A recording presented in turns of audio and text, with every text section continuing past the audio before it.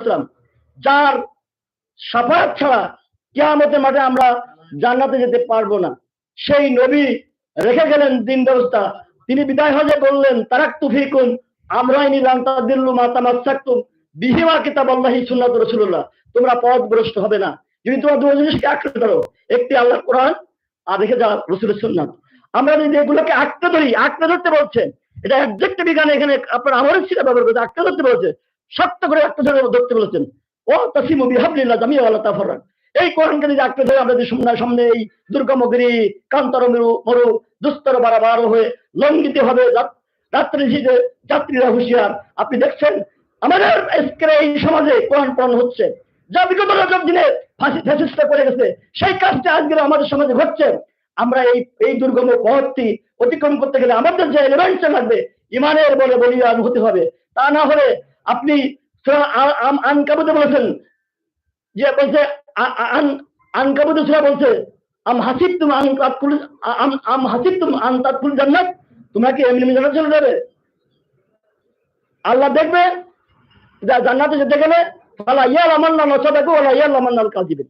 তুমি জান্নাতে যেতে গেলে তোমাকে ইমানের দাবিতে তুমি সত্য কথা বলে এসছো না, প্রচন্ড বিপদ আসলে অ্যাবাউট টাইম করে তুমি ব্যাক করেছো যে আই এম নট জামাত ইসলাম, আমি এমনি একটু ওদের সাথে ঘুরতাম। এই ধরনের পরীক্ষার জন্য সূরা আনকাবুতে বলছেন, সূরা আনকাবুতে হাসিবতুম আন তাদখুলুল জান্নাত আলাম্মা ইয়াতিকুম ওই জায়গায় আবার সূরা বাকারা তওবা বাকারা 14 নম্বর আয়াত, ওই যে যেটা আনলাম ওই যে আয়াতটা আল্লাহ ওইটা হচ্ছে সত্য কথা বলছো না মিথ্যা কথা বলছো, এই কথাটি আল্লাহর কাছে প্রশ্ন বিদ্ধ হবে। তা আমরা আসুন আমাদের জীবনটাকে কোরআনের রঙে রঞ্জিত হয়ে, যে রসুল 1400 বছর 1500 বছর রেখে গেলেন, সেই রসুলের আদর্শ যদি আমরা ধারণ করতে পারি, সাহাবীদের চরিত্র যদি আমাদের ভিতর থাকে, তবে তাবেঈনদের যদি চরিত্র যদি আমাদের ভিতর থাকে, আমাদের দেখেন ইসলামী আন্দোলন আজকে বাংলাদেশের আল্লাহর রহমতে আজকে আমি বিরানব্বই সালের থেকে এই সংগঠনের সঙ্গে আমি মানে আপনার বায়াত গ্রহণ করেছি।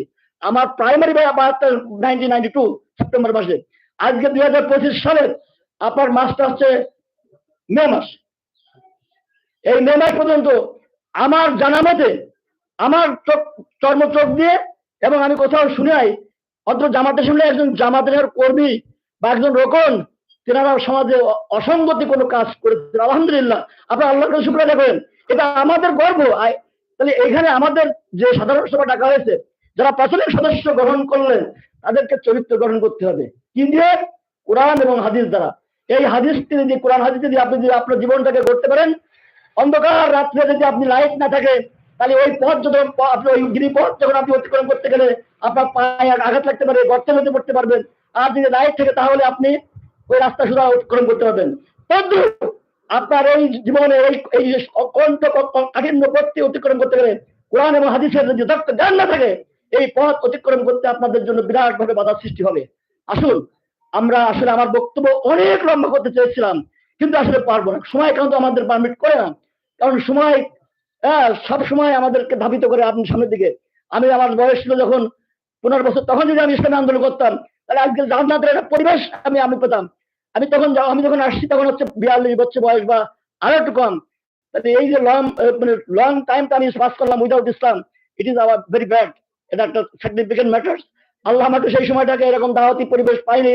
আলহামদুলিল্লাহ বেনাপেলে আপনাদের মাঝে আসার পরে কোনো মধ্যমান ইসলামী এই সুমহান কোরআনের যে দাওয়াতে পেয়েছি, পাওয়ার পর থেকে ডে বাই ডে আমি নিজেকে মনে করি আমি নিজেকে প্রতিটা মুহূর্তে প্রতিটা সময় আমি নিজেকে গড়ছি। কিভাবে আসলে ব্যবসায়িক ভাবে ব্যবসায়ী সম্পর্কে আপনারা যতই আমাকে ঘুরবেন, ভিতরে ঢুকবেন, ভাই যথার্থ বলছেন যে যারা ঘন ঘন হজ করতে যায় দেখবেন তাদের আয়ের ভিতরে যাবেন, আপনি দূরবীন নিয়ে যাবেন, যত রকম আপনাদের মেশিন পত্র আছে, ব্যালোমিটার আছে, আপনি ইনভেস্টিগেশন করবেন। I tell you honest time to, মানে অনেস্টলি হালাল পয়সা পাবে জীবনযাপন করে আমার লাইফটাকে শেষ পর্যায়ে নিয়ে আমি এখান থেকে বিদায় নিতে চাই। কারণ আমার কিছু আপনারা যেহেতু আল্লাহ বলছেন কুল্লু নাফসিন যায়িকাতুল মাউত সুম্মা ইলাইনা তুরজাউন, সাদাকাল্লাহুল মাওলানা আযীম। আল্লাহ সবাইকে ভালো রাখুন, সুস্থ রাখুন, এই আশাবাদ ব্যক্ত করে আমি আমার আলোচনা সংক্ষিপ্ত করলাম। আসসালামু আলাইকুম ওয়া রাহমাতুল্লাহ।